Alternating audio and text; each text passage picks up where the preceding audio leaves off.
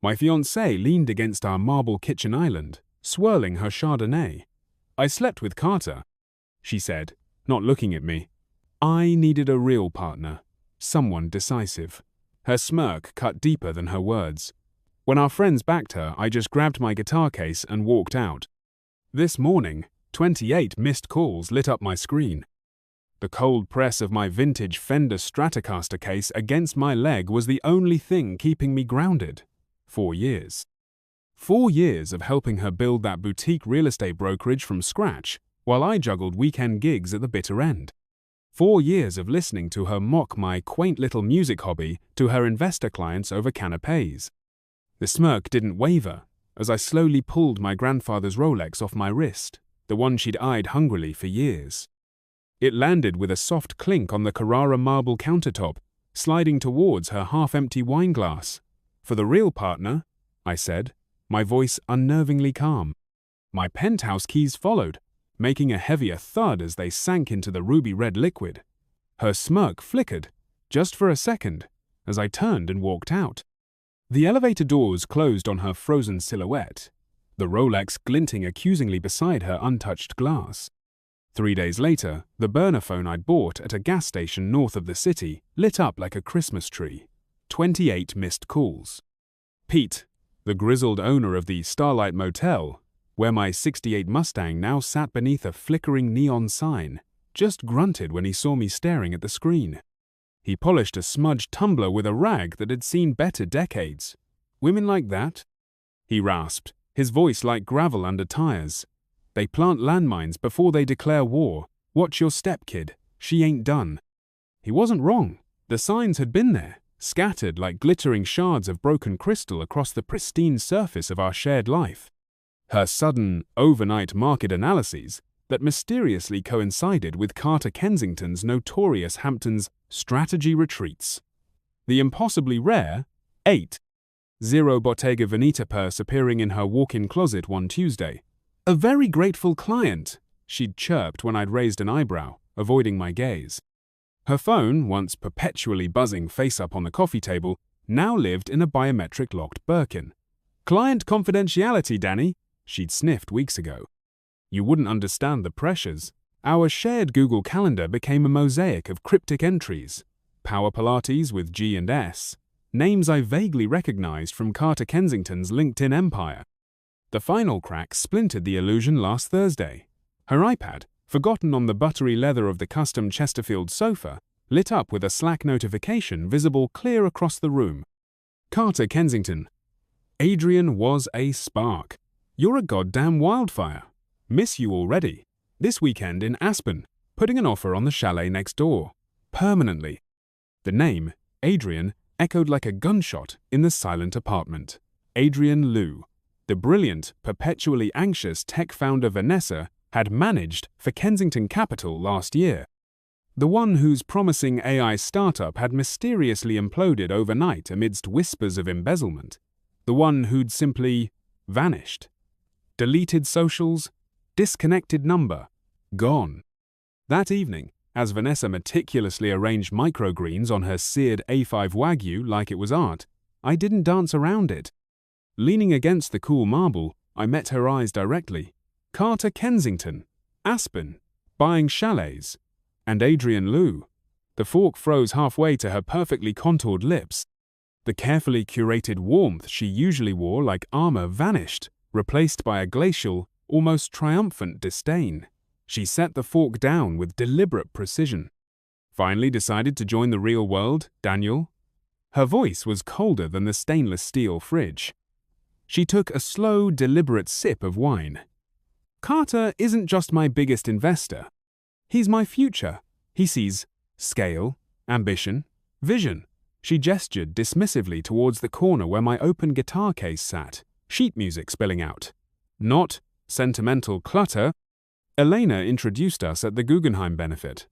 "Marcus has been invaluable, helping me navigate Carter's expectations. Everyone agrees," she spread her hands.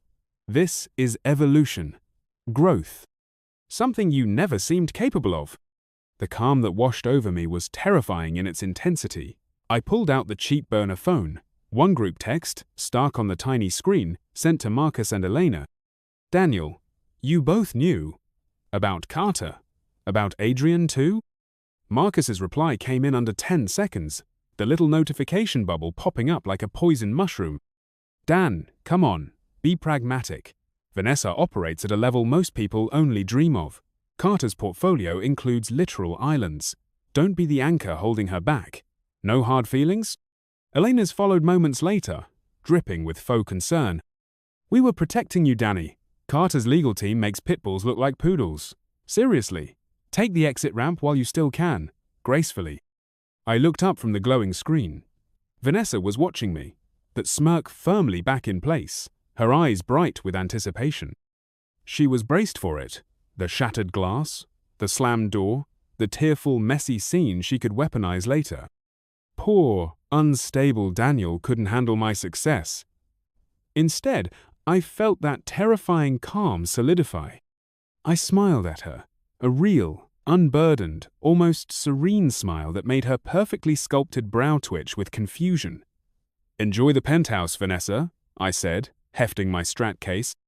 The weight felt good, solid, real. I hear Carter's bonus structures are obscenely generous, should cover the astronomical HOA fees. I walked to the elevator without looking back. The doors slid shut on her frozen figure, her glass of Margaux trembling slightly in her hand. I drove north for hours, windows down, the roar of the Mustang's engine drowning out everything. Pete's flickering motel sign, a lonely beacon in the pre-dawn gloom. Relief, I discovered, tasted like stale diner coffee and diesel fumes. Turning the burner phone back on after 72 hours of blessed, silent anonymity was like detonating a bomb in my palm. 47 texts, 32 missed calls. The digital shrapnel was brutal, meticulously crafted. Vanessa's Instagram reel, a masterclass in curated victimhood. Filmed in our dimly lit penthouse living room, my favorite reading lamp casting dramatic shadows, she wore that oversized cashmere sweater I'd bought her during that weekend trip to Maine, artfully smudged mascara. A single, perfect tear track. He made me feel so small, she whispered, hoarsely to the camera, her voice trembling with practiced fragility. Controlled every penny. Sabotaged my client meetings. Said no one else would want damaged goods like me. The comment section was a flood of digital roses and righteous fury. Queen, we see you. Predators wear guitar picks. Kensington Capital stands with survivors. Marcus and Elena led the virtual parade, their supportive comments pinned at the top. The HR email, forwarded by Leo, my drummer and the only decent soul, left tinkering in the depths of Kensington Holdings' IT department. The subject line was innocuous, reaffirming our commitment to a safe, respectful workplace environment. Buried deep in the corporate legalese, a single line pulsed like a neon sign. Recent concerns regarding off-site harassment and attempts to undermine professional reputations demand renewed vigilance and immediate reporting. My photo wasn't attached. It didn't need to be. The implication hung heavy in the sterile corporate prose. The sanctuary betrayed. The vinyl vault was my church. Old man Henderson knew my taste in obscure Delta blues better than Vanessa ever had. That Saturday, he wouldn't meet my eye, polishing a pristine first pressing of Kind of Blue with unnecessary vigor. Heard some things, Danny, he muttered, his voice low and uncomfortable. From some regulars. Shop's got a reputation to uphold, you know? Maybe come back another time? The faint, lingering scent of Vanessa's ridiculously expensive floral perfume near the register told me everything. She'd poisoned my sanctuary. Then, Elena's sharp-edged, black sheep cousin, Sophia, found me. She was leaning against the graffiti-tagged wall behind my ridiculously overpriced Manhattan mini storage unit, a clove cigarette sending tendrils of spicy smoke into the damp air. Carter's wife, she hissed, exhaling a plume as I approached. Eleanor Kensington. Her grandfather practically invented the parking meter. Old money. The kind that buys politicians before breakfast. Sophia's eyes darted nervously down the alley. Vanessa's been whispering in her ear, telling her you're dangerously unstable. Obsessed. That you threatened Carter after she ended it. She took another shaky drag. This happened before. To Adrian Liu, Vanessa fed Eleanor the same lines. Adrian didn't just lose his company, Danny. His name got dragged through every hedge fund mud pit from here to Zurich. Credit ruined, reputation ash. He's in Bali now, teaching surfing under an alias. You're next on their chopping block. Digging into Adrian Liu's digital corpse felt like uncovering a mass grave. News articles chronicling the tech prodigy's spectacular fall from grace. Muttered, anonymous forum posts on finance sites hinting at Kensington cleanup jobs and reputation management gone nuclear. His once vibrant social media presence, a desolate, frozen wasteland since last July. Vanessa had started at Kensington Capital in June. The timeline wasn't subtle. The encrypted DM arrived the next morning. No profile picture, just a stark location pin. The Oak Room, the Plaza Hotel, noon, and a single chilling line. It appears we share a common infestation, Mr. Evans.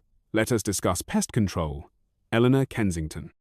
The Oak Room felt like stepping into a sepia-toned photograph. Dark wood paneling, hushed tones, the clink of fine crystal. Eleanor Kensington didn't just enter. She materialized at the corner booth, a vision of aristocratic vengeance in head-to-toe Carolina Herrera. Pearls the size of marbles glowed against her throat. Her smile, when it came, was colder than the ice in her untouched martini. She placed a slim, matte black crocodile leather dossier on the polished table between us, her manicured finger tapping it once. Carter, she began, her voice like dry ice on velvet, has a collector's mentality. Talent, beauty, potential. He acquires them like others collect Picassos. Admires them briefly, discards them carelessly. Vanessa Thorne is merely his latest acquisition. Crude, certainly, but temporarily useful. She slid the dossier towards me. Inside were grainy security stills printed on heavy stock. Vanessa and Carter, heads bent conspiratorially close in the dim corner of a luxury condo parking garage. In one, Vanessa was clearly handing Carter a small, dark USB drive. Vanessa handles the digital demolition, Eleanor stated flatly.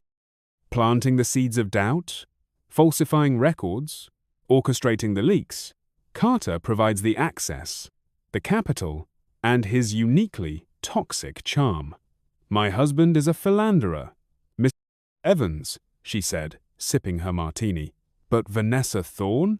She's the arsonist, and she's currently pouring gasoline all over your forest. Eleanor's plan was breathtakingly audacious. The annual Kensington Capital Charity Gala, the social event of the season, black tie, press photographers, every major player in New York finance under one obscenely gilded roof. They thrive in the curated shadows, Mr. Evans, she murmured, her eyes like chips of flint. Let's give them the spotlight they crave. Bring your phone. Record everything. Sometimes, a ghost of a smile touched her lips. The snake, given enough rope and an audience, will strangle itself quite efficiently. The gala was a tsunami of wealth, self-congratulation, and overpowering floral arrangements. The ballroom of the St. Regis shimmered under 1,000 crystal droplets. I arrived deliberately late, wearing a rented Tom Ford tuxedo paid for with the proceeds from selling my sentimental clutter Fender amp on eBay. The ripple of shock when I walked in wasn't subtle. Carter Kensington, holding court near a towering ice sculpture of the NYSE bull, literally choked on his 25-year Macallan, coughing violently.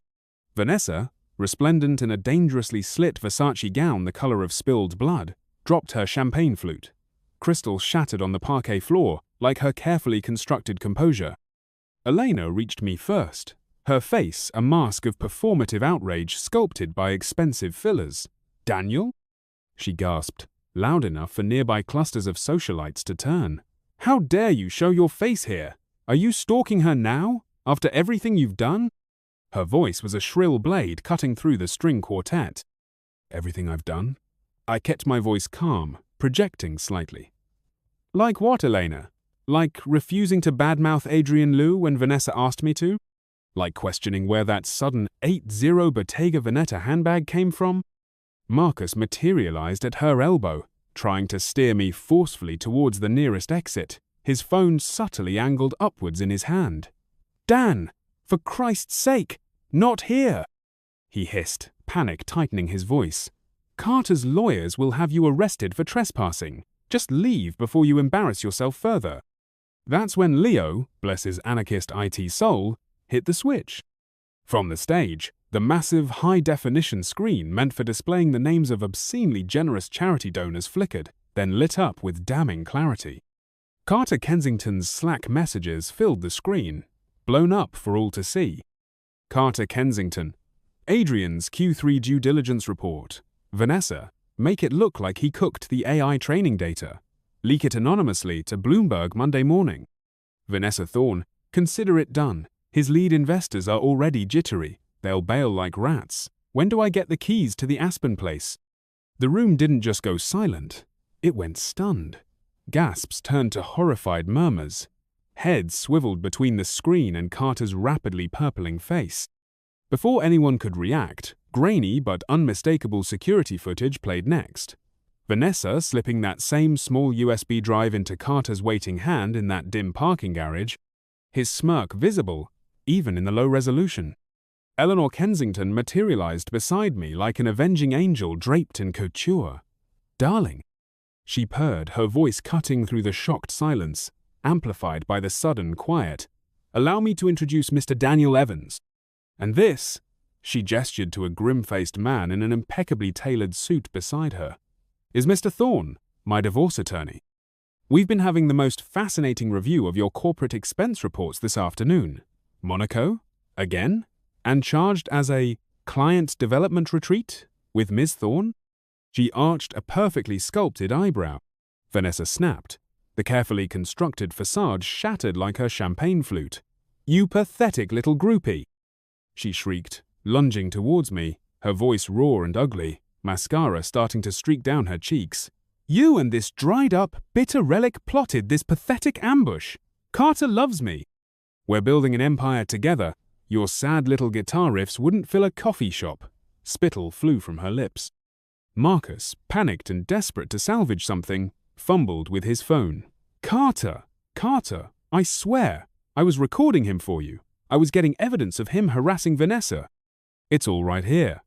But his frantic movements only drew attention to the fact that his phone screen clearly showed a live stream still active, broadcasting Vanessa's spectacular meltdown in real time to his 0 followers. Then, from the edge of the crowd, Sophia pushed forward. She snatched the microphone from the hand of a frozen charity presenter near the stage. "I helped her," Sophia shouted into the mic, her voice trembling but clear, echoing through the suddenly silent ballroom. Hundreds of eyes locked onto her. "I helped Vanessa spread the lies about Adrian. She promised me Carter would fund my startup if I played along. She's doing the exact same thing to Daniel right now. I won't be silent anymore." She pointed a shaking finger directly at Vanessa, who looked momentarily paralyzed. "She has files on everyone, blackmail material, stored on some encrypted cloud drive. Insurance, she called it. She's got dirt on Marcus, on Elena, even on some of you." Her sweeping gesture encompassed the horrified crowd. The gala dissolved into absolute pandemonium. Carter was immediately surrounded by stone-faced board members, their expressions thunderous. Vanessa was screaming incoherently at Sophia, at me, at Eleanor, before two burly security guards physically intervened, gripping her arms. "Get your hands off me! Carter! Tell them!" Her Versace gown snagged loudly on an ornate potted palm as they hauled her towards the exit, the sound of tearing fabric adding a final, absurd note to her downfall. I met Eleanor's gaze across the wreckage of the party. She gave me a minute, utterly satisfied nod. The fallout was nuclear, meticulously documented by the finance press and gleeful gossip blogs. Carter Kensington resigned to pursue personal ventures within 48 hours. The Securities and Exchange Commission froze his assets the following week. Eleanor Kensington's divorce settlement, finalized in record time, included the Hamptons oceanfront estate, the vintage Aston Martin DB5, and 70% of his remaining liquid assets. Paparazzi caught him weeks later, haggling over the price of his Audemars Piguet Royal Oak in a Diamond District pawn shop, his face drawn and grey. Vanessa Thorne, terminated by Kensington Capital for gross misconduct and breach of fiduciary duty. Hit with civil lawsuits from Adrian Liu, Martin Cho, another name from Eleanor's dossier, and Sarah Jennings, her real estate license suspended indefinitely pending multiple state investigations, her meticulously curated Instagram deleted within hours after Sophia leaked screenshots of private DMs where Vanessa bragged about playing Carter like a 10-0 Stradivarius and mocked Adrian's pathetic, snot-filled breakdown. Marcus, his ill-advised livestream went viral. Bro culture, Kensington collaborator, trended globally. His fledgling fintech startup lost every major investor overnight. He sent a 5-paragraph apology text, waxing poetic about brotherhood and misunderstandings. I replied with a single screenshot, his message about Carter's portfolio including literal islands, read, blocked. Eleanor, her name featured prominently in the civil suit filings against Vanessa in Kensington Capital, cited as a knowing participant and facilitator in the smear campaign against Adrian Liu. Her high-profile corporate law firm accepted her resignation the next day. Rumor has it she's now reviewing used car loan applications for a dealership chain in New Jersey. Vanessa found me 2 weeks later, standing beside my Mustang in the cracked asphalt parking lot of the Starlight Motel. She looked like a ghost haunting a designer shell. Her hair was unwashed, scraped back into a greasy ponytail. Her eyes were wide, bloodshot, darting erratically. The manicured polish was gone, replaced by a raw, desperate energy. "I have everything," she screamed, her voice hoarse and cracking. She hurled a heavy, embossed leather folio at my feet. It skidded on the gravel. Dirt on Marcus's insider trading schemes, Elena's little pill problem, Carter's offshore shell companies in the Caymans. Even, she pointed a shaking finger towards the motel office, even Pete's little motel empire here. Let's just say those renovations didn't exactly pull permits, fire hazards galore. Help me make this stop, Daniel. Help me, or I swear I'll burn it all down, every last bridge. The screen door of the motel office creaked open. Pete stepped out, not hurrying. He held an old, well-oiled shotgun, resting casually over his shoulder. He didn't point it, just stood there, his gaze fixed on Vanessa. "Trouble, Danny?" he asked mildly, his voice cutting through her hysteria. I bent down and picked up the folio. Inside were incriminating photos, printed bank statements, copies of damning emails, screenshots of encrypted messages, Vanessa's desperate insurance policy gathered over years of manipulation.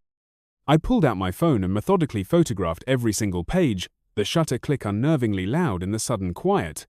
Vanessa watched, her chest heaving, a trapped animal.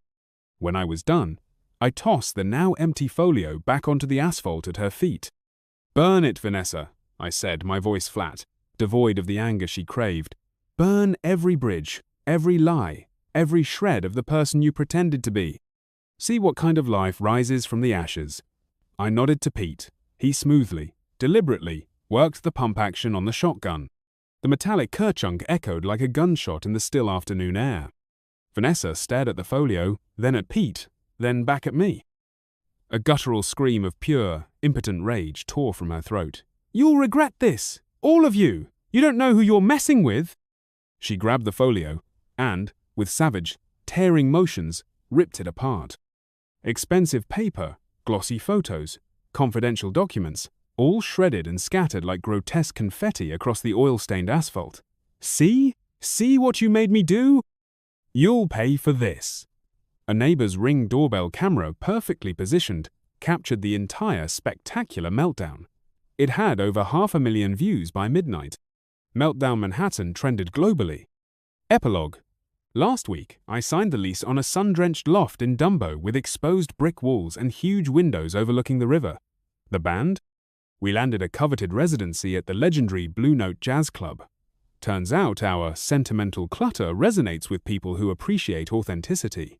And I'm seeing someone, a brilliant jazz pianist with a wicked laugh and zero tolerance for bullshit. She thinks venture capitalists are parasites and loves the deep, rumbling growl of my '68 Mustang.